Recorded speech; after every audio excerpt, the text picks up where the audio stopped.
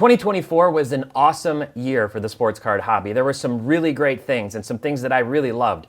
There was also some stuff that I found downright maddening.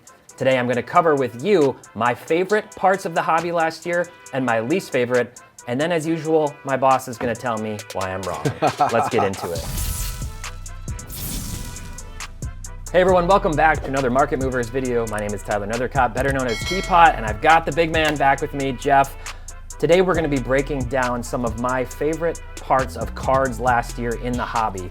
From Topps, from Panini, baseball, basketball, football, what I loved the most, and then some of the things that I really did not like. So I've got Jeff here. I thought it's always fun to bring you back. Thank you for taking the time to come back and give me your feedback and probably tell me where you think I'm wrong. I generally think, Teapot, that you have pretty good taste when it comes to cards. So I think you're going to be right more often than wrong, okay, but I'm sure you're going to slip up on one or two of these. Okay, all right, good. Well, before we get into it, as always, if you go out to marketmoversapp.com and you use promo code DIVE, you'll get 14 days completely free to try out Market Movers and then 20% off for life, any plan. And we've got some awesome things coming up this year, so you don't want to miss out on that. Try out Market Movers now. And speaking of Market Movers, before we get into the designs from last year, this is a really great time for us to do a little bit of a check-in, because the last time that you were here, we did our basketball draft. We did. We had $3,000 budget each to buy cards, to speculate on basketball cards for this upcoming year, with the goal of saying whose portfolio will be worth more day one of the playoffs. Yeah. Because we know there's ebbs and flows throughout the season. We were trying to look for deals to get ready for the playoffs when things kind of crescendo for the year for many cards. So I wanted to give you an update. I'm curious to hear the update. The basketball card market is not exactly frothy at the moment. It's not. You know, November, December, typically down months for sports cards in general. Correct. Basketball cards especially, the season's already kicked off, so some of that preseason hype kind of died down. And then you see it often pick back up again as you get close to the playoffs. Exactly. We're kind of in a down, so I suspect we're both down a little bit, We are. but I'm curious to see how we are both sitting. We are both down, though not very much, honestly, overall. I'm kind of actually happy with the pricing based on that and optimistic where we might be before the playoffs. So if you had to guess, who do you think is ahead right now? Oh, well, I'm going to guess myself, because actually I'm going to guess you, because you did a sneaky job of really looking for some, undervalued, overpriced, undervalued type things. So I'll give you the early nod, even though I still think I'll win in the long run. I caught a lot of flack when we did this because in the comments, because I kind of did some arbitrage-y type stuff and found deals from different sales platforms, most notably a Joel Embiid card that I felt like was way below where it had normally been. Which is where the things get Has it gone down further? Which Has is it where gone things down get further? very interesting. So as of right now, you had spent $2,999. It was the $3,000 budget. You're down $244. Okay. Respectable, honestly. That's not bad. For this time of the year, Yeah. that's respectable. Mine is down $301. Oh, interesting. So I'm down about $47 more than you. And I'm up $194 on Shea. I'm up $94.50 on De'Aaron Fox, and I'm really optimistic about that card if he does get traded, because I think he'll see a little bit more of a bump. But the one that I'm down big time on and is costing me is that Joel Embiid, which I bought for $793. Yeah, really good only price. Only because of the value. Yeah. Because it's normally like $1,100, $1,200 card. It most recently sold for $338. Oh, wow. Down $455. Catering. So, yeah, cratering. Cratering. Cratering. Not cratering. even, he doesn't need any more catering. He doesn't need catering. He's cratering. He needs new knees. Cratering. Cratering. What are how's my LaMelo cards doing? Oddly enough, he's up. Yeah, I don't really, he's great. He's up $113. That's right. He's and up you 33%. said, I told you LaMelo was going up this year. The Hornets are like the third worst team in the NBA. LaMelo's having a good year. Yeah, it's coming. It's a return to glory. Down for playoffs. It's a return to glory. I like it. Interestingly, Maxi's up $55 too on that optic hollow that you bought, and Cade's up a little bit. He's having a nice season. That's right. So that's right. We'll see. We'll keep checking in on it. All right. And we'll see when the playoffs roll around. But fun to check in on that and see where we stand. So I want to jump over. What I did was I took. We're going to do baseball, basketball, football. So obviously Topps and Panini for the most part. And there's always new designs that come out for cards or other things that just make me go, yes, like I love that. There's some new creativity, some new life injected into things, something that just doesn't look like everything else looks like is what usually kind of catches my eye. But then there's things that are just, we've seen a lot of recycled designs, a lot of copycatting, a lot of mistakes, a lot of excessive print runs. So I'm going to kind of walk through with every sport, and I'll give you the good 3 or 4 designs, and then you tell me what you agree with, anything else that stands out to you, and whether I missed anything. Sound good? Great. Let's do it. Perfect. So I'll start with baseball. We'll start with the good. The biggest thing last year that stands out to me in baseball was that Topps flagship design. Oh, yes. 2024 Topps. This was something new. It was so fresh, and the designs over the last few years were anywhere between like a B to like a C for me. Like they were okay, they were sort of middling. This design knocked it out of the park. It was definitely different. It was definitely unique. It was edgy. It reminded me of 1993 Fleer basketball, like this like neon, kind of look. And I'm a sucker for neon, so I loved that. And I've got on my screen, obviously, we're looking at the Ellie De La Cruz Topps Chrome Superfractor, a couple Superfractors of note, the regular paper design, the Chrome design. Overall, this was just a huge win for me. Loved this Topps flagship design from this last year and how they were able to use it across different sets. Dynasty. You know I'm a Dynasty guy. I now own 2 Dynasty cards, neither of which are RPAs. I have a Miguel Cabrera and a John Smoltz, and hopefully I'll get pick up more over time. But Dynasty's been ticking up, and this design I loved. I just thought this year's design was really good. I like most years of Dynasty, and I really like that every year it looks different. You can tell it's Dynasty, it's unmistakable. They introduced vertical Dynasty cards, I think this year. Maybe they had them last year. But overall, I think Topps is doing really good things with Dynasty. Really nice to see game used. Just overall, really strong product. And then the last thing that jumped out to me just in terms of staple products this year for baseball was I liked the Finest design. Recent years I didn't love so much. This one stood out to me as just very Finest. It felt very Topps Finest. If you go back over the years, especially into the 2000s for baseball, this just kind of felt like a good mix where it was sort of modern looking, but also paid homage to previous years. And then obviously Heritage is the set that pays homage to previous generations. That 1975 Topps design, you have the famous George Brett rookie card. Just loved it. It's just something classy. So those were the things that stood out to me that I really liked. And then one more, Topps Pristine is a set that I really like from the 2000s. The original Topps Pristine is one of the products or sets that I think is the most slept on from that era. Some really beautiful card designs. And this was actually more or less the same design they used in 2004, 2005 basketball. So when I saw this one, I actually liked it a lot more even than the last few years since they brought Pristine back. Not everybody likes this product. It's a little bit of a weird configuration when you open the boxes, but I really liked it, and I thought this was a really nice looking set. So what do you think about that? I think your good overall is pretty good. I agree with you definitely on the Topps flagship design. I really liked it this year. I thought it was a hit. Dynasty does look good this year. I think you could have mentioned the new Dynasty Black special Shohei Ohtani 1-of-1 cards. True. that are I think the first one of those just surfaced in real life. Oh wow, I didn't even see that. Okay. It did, yeah, wow. and those look super cool. I hope we see more of those in the future because it's just it's taking the Dynasty type of design but with the black look to the card. They look super cool. But I agree with you. I agree with you on all of these. I would add to this. So I've got nothing to debate other than I want to add to this. I think this was really a year, and I'm happy to see it, where Topps started actually hitting as they need to hit on case hits. Yeah. So they introduced Helix this year. It's a nice design. I like the design of Helix. I think that was a good job. The Spotlight cards, which were introduced, I think the year prior, they made them more rare and more exclusive this year. Radiating Rookies. That was introduced in 2023, but in 2024, it really seemed to get more attention and more people were really chasing the Radiating Rookie cards. Love the design of the Radiating Rookies. I think that's a really big, big success for them as well. And they've introduced others as well. I think they're getting better at it. I think they know that they're taking over the football and basketball card licenses here in the next couple of years. They understand the importance of the case hits, like Downtowns and Kabooms and Color Blasts and stained glass and that types of things in those markets. So now they're starting to pay a little more attention to how do we develop some case hits of our own that collectors are really going to covet in the same way. And they made progress this year on them. Yeah. They need to do more, but it's a step forward. So I would add that to the good column. Yeah, okay. I can agree with that. There's something sort of similar to that, maybe in the bad, but I think that's progress. So let's get into the bad and the ugly here. This is Gilded, and when Gilded came out in 2022, it knocked my socks off. I had a little bit of a weird reaction just in the sense that I've been concerned with all these Topps Chrome sets with Sapphire and with, Sonic and with all, Gilded, and they do all these different things, Cosmic, but it looked really good. And I have a few cards from 2022 that just look, there's some, design-wise, some of my favorites to look at in my collection.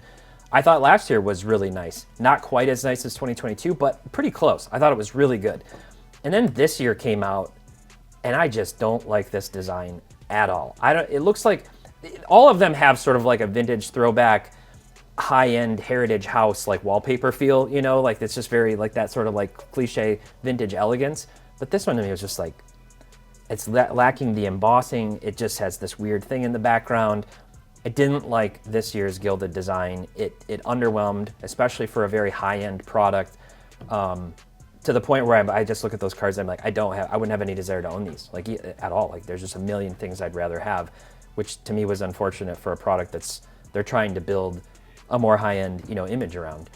The next one is, I said, spot the mistake. So you've got Series 1, Series 2, and Series 3. These are the Golden Mirror image variations is what these are. These are the Golden Mirror image variations. And it's minor, but it's one of those things where the Golden Mirror to me was a new thing that Topps did. They built this hype around it. You had the bounty for the complete set the first year that it came out. And it's an important thing. Image variations are very important to baseball card collectors. And they messed it up for whatever reason. The Golden Mirrors just have complete white borders, unlike the rest of them that have. So I guess in theory, that makes them easier to grade because they don't have the black edge to get chipping on, but it was just like a big mistake. And when you have it something like that important, it was like, now it lacks the continuity through the sets. The bigger thing here for me is just like the quality control. I know it's a challenge. I've never worked for one of these printing facilities or for a manufacturer. I'm sure it's very difficult to the point where I think we generally try to go easy on them, like on cards on the table when this stuff comes up. But at the same time, we want, if you're gonna pay the money for it and you wanna build your collection, it's just weird. You're looking at it, it's like, what? Okay, that's a white border that looks like old Topps. It's lacking the element that they had this year that was so great. And then the next thing is, it's inserts. Like overall, I always say Panini tends to like kick Topps butt with inserts, much like Fleer kicked Topps butt in the 90s with inserts, but Topps dominates everybody with photography, and they do awesome photography, which if I had to pick between the two, I tend to lean toward the latter. So I love Topps, but I'd love to see them continue to lean into developing that and bringing in designers who can bring something fresh and new, because even some of the ones that you pointed out may or may not have drawn inspiration from the other manufacturers or past sets, things that are very popular. So I look at their inserts, they're underwhelming. I don't love them. And then another thing was, this is kind of related, 2023 Celebración. I really liked that one when it came out. It had, again, this sort of like embossed element to it, very shiny, not overdone. I've got some of the different colors here. You've got a couple superfractors. I love that Miggy card, the full saturation red J-Rod. And then you go to this year and I was like, oh my gosh, I'm gonna have a seizure, like looking at this card design. Like, it's too much. The background doesn't look like the same professional who did 2023 did this one, just all over the place. I bought my daughter Play-Doh for Christmas, and immediately she and my youngest are just, look at, I made it into this big blob of colors and dumped like glitter all over it. And as I was building this deck, I thought, this is like what my kids were doing on my kitchen table, on Christmas Day with Play-Doh. So, and then the last thing, that I didn't love was the snack pack. Oh, I remember this from Bowman. The Bowman Draft snack pack. Sunflower seeds. Peanuts, popcorn, bubble gum. And it wasn't that the concept bothered me overall. It was that they put it into Bowman Draft, which to me is like, it's your product. It is, if there's like one product in any sport that stands out as like having a really clear identity and a certain sacredness to it in the hobby to keep it pure, they've already diluted it with lots of different parallels in recent years. I don't dislike having like these chases and these packs necessarily, but this just didn't feel like on par in the brand of Bowman, the Bowman products, Bowman Draft, Bowman Chrome, etc. So those were my bad and uglies from baseball. Okay.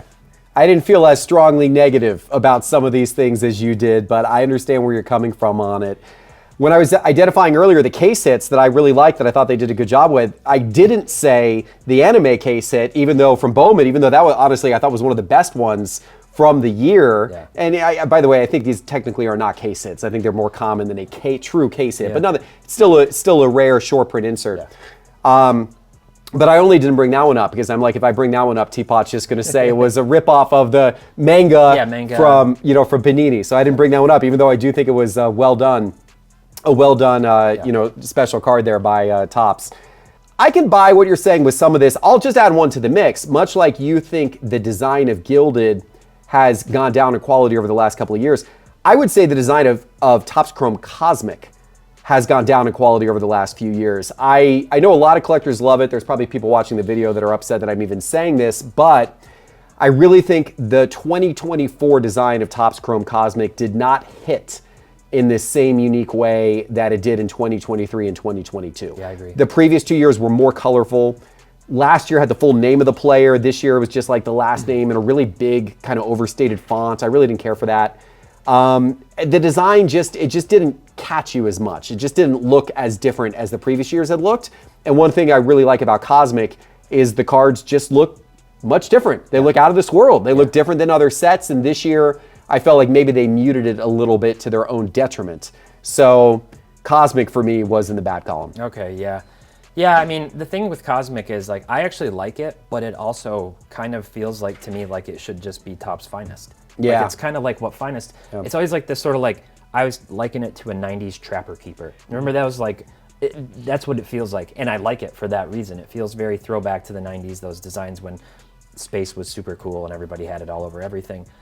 But I agree this year, it could have been a little bit better. All right. Well, let's shift gears. Anything else in the baseball world or anything that stands out from this last year that before I jump to the next sport? I mean, I think overall Topps did a good job with a lot of their products this year. I think there was more good than bad. I was encouraged by the product innovation. I was encouraged by the quality for the most part. There were certainly mistakes. You pointed out some of them. There are things to improve at, but for the most part, I would say it was a good overall year for Topps on the baseball side. And we always give them credit. I will continue to. Whenever they do make a mistake, they own it. And then they try to make it right. Both of those things are very important, I think. When you make a mistake, just own it. It would be nice to hear a little more about like, and now we're going to do this to not have it happen again. But really, it's more than anything, it's just show me that it's going to keep getting better. And I think they're trying to take steps to do that. So, agreed. Good year from Topps. Thank you, Topps. Football. Let's go to football, to the good. Luminance, just always one of my favorite products. And honestly, a product that I think has taken off a little bit. People have started to notice it. Some of these more obscure products sometimes take time to get popular. The price on the sealed boxes for this went up actually quite a bit this year, which tells me like people are, they realize it's a really good product. The one downside with Luminance is it comes out, the rookies are actually still in their college jerseys. So you'll have like Michael Penix, it'll say Atlanta Falcons, but he's in a Washington, jersey. So it's an early release, but the case hits in particular, as well as some of the parallels, break the mold of the typical coloring and effects that you see from other products, like this Sam Laporta, where it's like a cracked ice platinum 1 of 1. But I love the Moments cards. I've collected those cards from the different years for different players. Really cool set where they basically put on the back of the card like a stat line, like it's almost like a game dated card, like this is what this photo is from. And a lot of times it's like really important things too. They either broke a record, had some big game, or like a Super Bowl championship or something else. So I really like Luminance, never disappoints, continues to be one of my favorite products in football. Spectra did some really cool stuff this year, and this kind of ties into that broader thing of inserts where I do think Panini continues to sort of lead the charge in some of this. It was just a different look. This Ultraviolet and the Neon Knights, both of these cards are cards, these are pictures and cards that I own. I bought these, just sparkly, something different. Honestly, very difficult to photograph well to get the full effect. These I think look pretty good, but if you see them in hand, it's no comparison. So it's definitely one where you say, I want to see it in hand. But these were just really, really cool designs and something that I thought was fresh and new that got me excited seeing Spectra get a little bit of a spotlight. The product of the year contender for me this year and maybe even the year before is Panini Black. Wow. And not a lot of people like talk about this product, but the designs to me are like just awesome. Like understated, very different from other things you see. Actually, the product to me seems like it has a strong identity to it. There's a little bit of the noir vibe, you know, kind of related to it. But you got that Josh Allen with like the glowing Bills logo in the back, and they'll do different colored, you know, silver or gold ink autos. Really cool foiling. That Amon-Ra St. Brown card is mine, and it's like one of my favorite insert sets from last year. They just look, that's another one that you have to hold it, you have to look at it, and you're like, this is such a cool design. So Panini Black, specifically the inserts and some of the autos too, I just thought was a spectacular product. I have multiple saved eBay searches for these different things from this year. And this is a product actually that exists in football and basketball. So I won't talk about it in basketball, but they have it, if basketball is your sport, they have it in there too, and many of these exist in those sets too. Composite. I said this is to me what nailing it with an unlicensed product looks like. This you look at, and I'm like, I've always kind of had like Chronicles, Panini Chronicles as like a guilty pleasure, just like a fun product to open. When people say, hey, I want to open something with my kids, what should I do? I tell them Chronicles. Like, you get a lot of rookies and vets and all kinds of cool designs. But this was just a really, really, really good design for the product. You see the Helix in there, by the way. They brought it over. When I look at these cards, I don't notice that they aren't licensed. It doesn't take away from it. Even just the base design, that CJ Stroud Gold Auto, man, that Ray Lewis card just looks phenomenal to me. So I thought this product was done really, really well, and it's kind of exciting to me to see, okay, what are they going to do once they actually get the licenses and they bring football and basketball over? So what do you think about those? I think those are actually all pretty good choices. Black's an interesting one to me. I agree with you, the design of the cards look nice. The only challenge I've ever had with Panini Black is the few times that I've opened it, the cards have come out so damaged in that little box. The corners and the edges were so beat up. The fact that they ship it in that little box and that's not within another box, like most of the products where the cards are within a little box, like National Treasures, it's within a bigger box. It's a little more protected. It's not the case with Panini Black, and I've just had bad luck with the cards. Now, I haven't opened this year's. Yeah. Maybe it's different this year. Completely Grand Luminance. I absolutely love the product. Think it has been perpetually underrated. I hope it is getting a little more attention. The one you didn't put on your list that I would absolutely put in the good column for football this year is the 2024 Prizm Football design. I didn't do it because of the release timing, but now I'm forgetting that it did release right at the end of the year. It did. Yeah, it came out in December. You're right. So it should be fair game for your list. Yeah. And it really nailed it, in my opinion. Now, I know it was, kind of a throwback to an older Prizm design. It wasn't necessarily unique in the eyes of a lot of collectors, but opening up a lot of it in person, I get the cards, particularly the silvers. They look really good. Yeah, the golds do too. It looks real good. Definitely a step up from the last few years of Prizm Football, in my opinion. One of the best Prizm Football designs I've seen. I would definitely toss it in the good list. Yeah, good call. That was definitely a miss. Cool. All right, let's go to the bad and the ugly. I got to start with Select, and this really isn't anything new, but I have to highlight this. It's just screenshotting all the variations here from Beckett's checklist on their website and showing just how many. I refuse to even count these anymore. Like there's like 150 parallels, one of one, one of one, one of one, one of one. It's not a one of one if there's 15, 20, 40, 50 different one of ones. So this is one of those products that actually, again, if somebody's saying, what should I open early, close to release to try to get my money back or get something big, Select. I say Select above everything else because you do get a ton of numbered stuff and a ton of color, and early on the secondary market, it does very well. It does very well.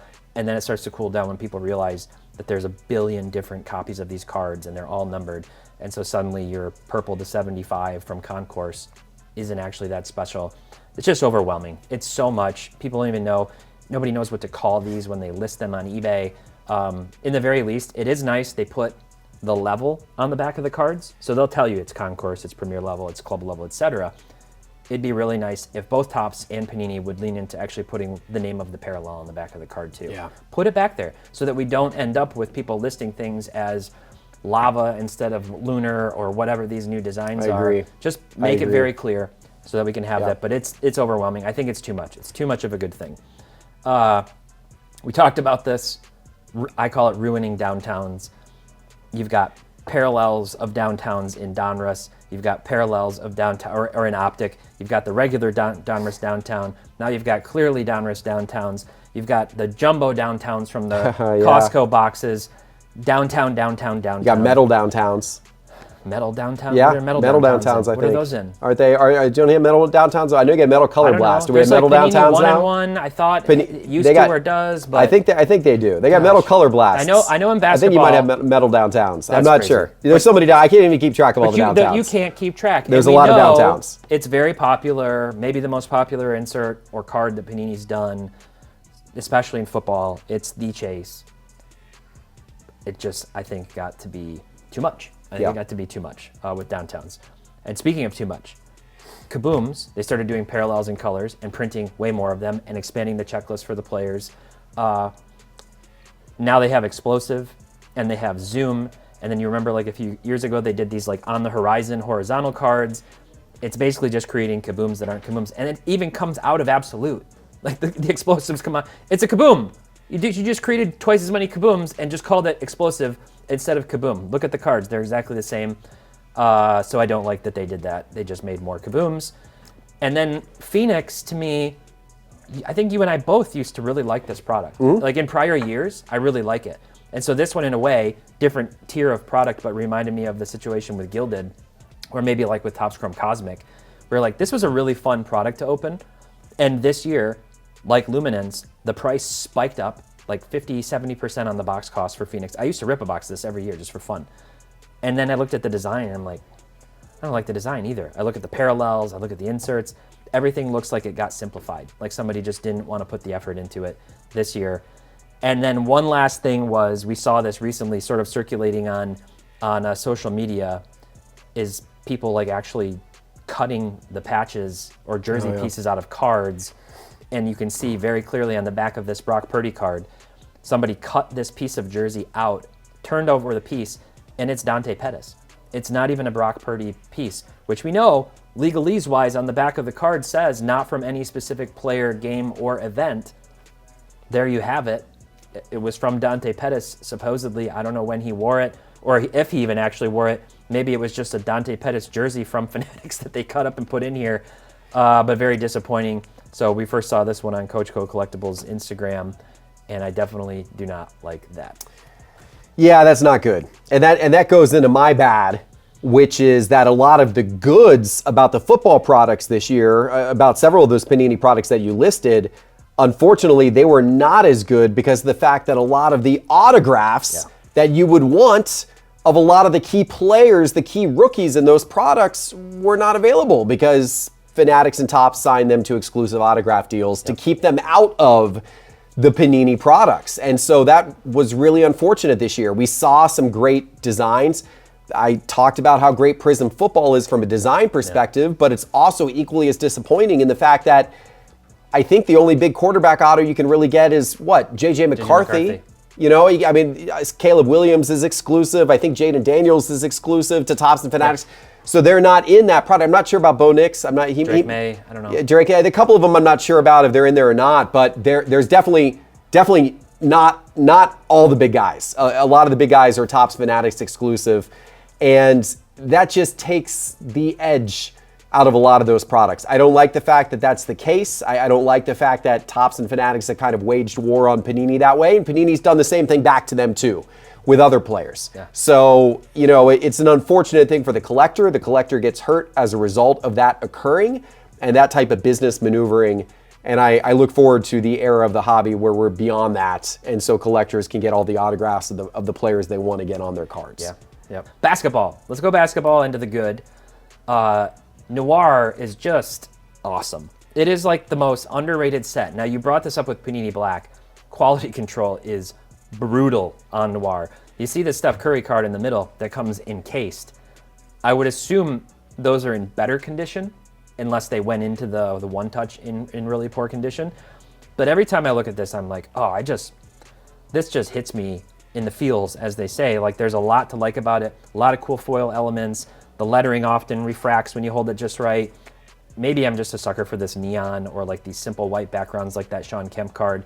But every year Noir has stuff in it that makes me go, I gotta go track down one of these. In some cases, I'm like, I don't even care who the player is. This card just looks really, really cool. So I really like Panini Noir, not just this year, but in pretty much every year in the past too. Court Kings, almost every year is one of my favorite products. There have been a few years where the designs underwhelmed or weren't as exciting to me, but you've got always those 4 rookies levels that might sound like Select with their different levels, but it's different in the sense that these like really do get increasingly rare, and they don't have any parallels. They don't have any parallels. So those are the parallels. So you have 4 different card designs with 4 different rarities. The rookies 4 are very difficult to hit. The one thing I would say here is, to me, the rookies 3 looks like it should have been the rookies 4. Like they're almost reversed in terms of just design, like what I would have thought was the better one, where the 3 looks like rookies 4 from 2018 a little bit. It also looks a little bit too much like the now black blank slate cards, which in a way, I'm not unhappy that they did just to change it up. At the same time, very difficult to grade, black edge chipping, difficult, and blank slate almost always was white. Just that was what made it stand out. So this is kind of like when they took the Color Blast and put them into Obsidian and made the black versions. Maybe they should have done both. I don't know. But I always love these cards. I have that Giannis State of the Art. I have the Giannis Aurora. The paint by numbers, not as exciting to me, but kind of an interesting, fun concept. But it's just overall an artistic set, one that really stands out to me, and I collect a lot of Court Kings cards every single year. Donruss Elite is like the base set that I think is slept on. Like people don't always know the product. Even just the base cards, which I don't have pictured here, look fantastic. They look really nice. But the parallels in particular always stand out to me. They basically look like PMGs. They look like precious metal gems from the 90s, very saturated, kind of all have that like superfractory design on the back with the different colors. And anytime you have a platinum blue 1 of 1, I'm a sucker for that. This is a 1 of 3 actually, but they just look awesome. Donruss Elite inserts also look really, really nice. You have this vector set. They introduced this a few years ago. Now they have some parallels of that. And I really liked this. The Mighty kind of has like a Great Gatsby feel to it. I really liked that one from this year. So that was my likes from basketball as a part to some of the football stuff, which exists too. Those are good ones. But you missed PSA Magazine's Product of the Year for 2024. Right. Topps Mercury. Okay. Topps Mercury. How much did you pay Nat for that? Topps Mercury. Topps Mercury was, I was actually a little surprised to see it. I'll be honest. I was a little surprised to see it. Maybe you're not the only one who bought a lot. But I'm going to roll with it. I think, Topps Mercury, obviously a controversial product. Yeah. And I will say, got a bit repetitive with a lot of the, seeing the same cards come out of it time and time again, because it's obviously a one-player product. Yeah. So that limited the variety of what they could do. But there are certain cards in Topps Mercury which they did a fantastic job on. What comes to mind specifically, the Wingspan insert. Yes. Yeah. That was awesome. Looks awesome. I love the Wingspan insert. It's the throwback to that, 2008 Topps design. That's right. Looks amazing, really well done. Love the photo of Wemby with his arms stretched out. That was a cool card. That was well done. The RPAs that are out of 5 and out of 10, where they have the bigger patch, the bigger vertical patch. The out of 5s are red, the out of 10s are black. Those look really, really good in person as well. And those are fantastically designed cards. And there's some other inserts and everything in there I think they did a really good job with as well. So I'm gonna give Topps Mercury a shout out. I would not say the whole product was 100% of a home run, but certain elements of it I thought Topps did a great job with. Yeah, I thought overall the concept was really interesting. I liked it specifically because, and I still do, because it was, at least at the time, Wemby's RPA, his only RPA. And it was a nice one, even to the, you didn't mention it, but having the game dated jersey pieces from his first game, or from this, moment, those things were exciting. We did speculate whether they would have been better off taking Wemby RPAs and doing a multi-sport or an unlicensed dynasty with a one-hit chase to reduce it, push it out more, and there wouldn't have been so much saturation for it. Or they could have maybe drawn a little inspiration from Panini Eminence, where that's not a product that comes out every year, very high end, a really nice box, and you pull out all these encased hits, and they could have had some of the Shaq and Sean Kemp's and Tim Duncan's Panini, but layered in some other players so that there wasn't so much Wemby, but maybe you would get a guaranteed Wemby RPA and a guaranteed whatever in every box, but not 4 or 3 or 2 of them. Who knows? Live and learn. We'll see what happens with Mercury in the future, but I liked the product overall. I thought it was great. Yeah, I agree. Those would have all been good suggestions for improvement, but I think there were some good things that came out of it. Yeah. Okay, last but not least, good, the bad, and the ugly, or the bad and the ugly for basketball.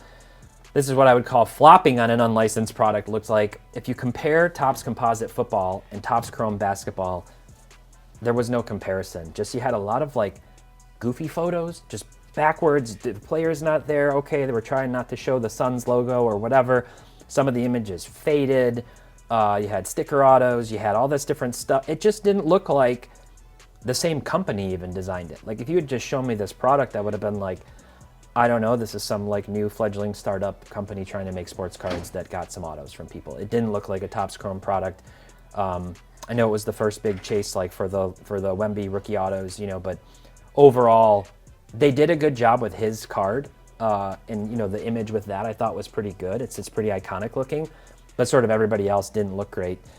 It reminded me of looking at what Upper Deck has done with like metal, where they try to take LeBron James, who they have rights to or had rights to, and they make this PMG of him with a ugly basketball wearing a green shirt in the background, or this pajama jambalaya.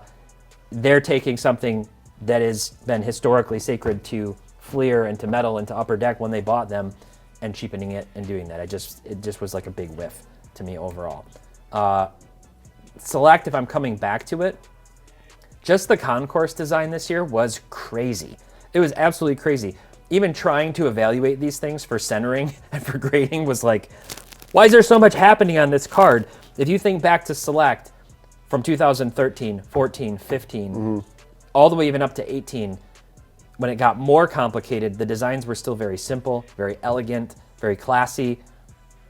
I agree with you. This was crazy. I agree with you on this. It's super busy, and it's like purple to 5. Like, why? I don't know. I opened up a couple boxes of Select Basketball, and that was one of the first things I noticed was, wow, the concourse cards are just, wow, there's a lot going on these. It's like a weaving, a basket weaving. A lot going on. Very strange. Going on.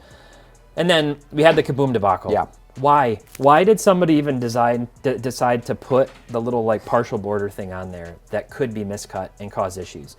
You have to wonder, actually, I've always wondered how the grading companies evaluate centering on borderless cards. Like, how do they do that? Obviously, if something's cut off, like it is here, it's almost like the Kaboom was like centered in too much too, because the K's not cut off, but the exclamation point is.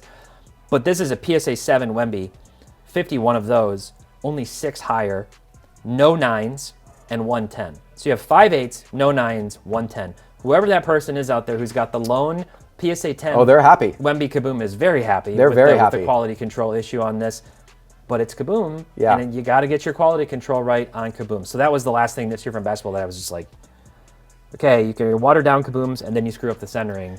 Those are two bad It would things. be really interesting to see what that Kaboom would sell for. The one PSA 10 Wemby Kaboom would sell for if it hit an open auction. Yeah. It'd be really interesting to see how much of a premium people would put on the grade and the fact that it's the only one. Yeah. I bet it would go for a lot of money. Get an NBA sticker on it too. Yeah. I agree with what you said here. I'm going to just expand on the Kaboom thing. I've said it before, but that's embarrassingly bad by Panini. In the year where they have the most important basketball rookie in a long time to make the first Kaboom out of, their most iconic case hit inserts with the most iconic rookie to come along into the NBA for a long time, and they mess it up so badly that the population report is what you just said it was. And you're happy to get a PSA 7. Because, by the way, what you didn't put is that there's actually a lot of PSA 6s. A lot. They're basically chopped off. Yes, there's a lot of PSA 6s. And so you're kind of happy if you get a 7. You're not expecting more than a 7. You're kind of happy if you get a 7. How they could screw that up that badly. And how they could then, by the way, knowing that it was that important of a card to just the basketball card hobby in general, that when it came off the print line that way, that somebody didn't say, wait just a second. Run it back. Should we reprint this? Should we reprint this? Because out of every card that comes out of this print line for this entire year, this is one of the very most important. Very most important. Maybe we should think about reprinting like a few it, hundred copies because too. those are definitely not centered. And very obviously not centered because, as you said, they foolishly put a border on the card to make it even more obvious that it's definitely not centered. That was a total miss. That absolutely, I got nothing else to say about the bad and the ugly other than that. That was real bad and real ugly, and just a shame for collectors this year that got messed up. Well, overall, you know, I thought this year, like you said, was a really good year. I thought in general it was very positive, even from some of the sports we didn't talk about here. I know a lot of people clamor about hockey and other things in the chat. Not always things that I can speak to as intelligently. I know some of the F1 releases that came out this year were very popular, and some of those designs have been like huge hits with that fan base, which by the way is still there. I know F1 was like, had rocket fuel a few years ago, but the people who love that are still really into it, very diehard into the sport and into the cards. UFC saw some really cool things this year too, so I'm excited. Overall, my message continues to be, Topps, work on your insert game, Panini, work on your photography game. Both things will be lifted up and help the respective collectors who are in those two sports. Is there anything else in 2025, design-wise, that you think you'd like to see from either of those manufacturers or from the card folks? I'm just looking forward to this, us getting past this exclusive autos and all that kind of stuff. That's it. I mean, 2025 is still going to be a transition year. We're not going to finally be on the other side of that until we get into 2026. But it's going to be an interesting year because you're going to see the first licensed Topps designs coming out at the end of this year. And then we'll see what Panini does, and if Panini gets an unlicensed or what goes on there, I don't totally know. So it's going to be an interesting year to watch how the designs evolve. But yeah, overall, I think 2024 was positive, and I'm looking forward to 2025. Absolutely. Thanks for coming on. Yes. I'm looking forward to finding out that I beat you in a few months in that basketball contest. We'll see. I got the lead right now. I'll keep featuring great designs periodically on this channel, and I would love to hear from you down in the comments about which ones you liked the most this last year. Let me know if there's something I missed that you're just really obsessed with, or anything else that might have been egregious that we didn't cover as well. Thanks so much for watching. Go download Market Movers and try it out. Use promo code DIVE. And until next time, happy collecting, keep on investing, and make sure to have fun.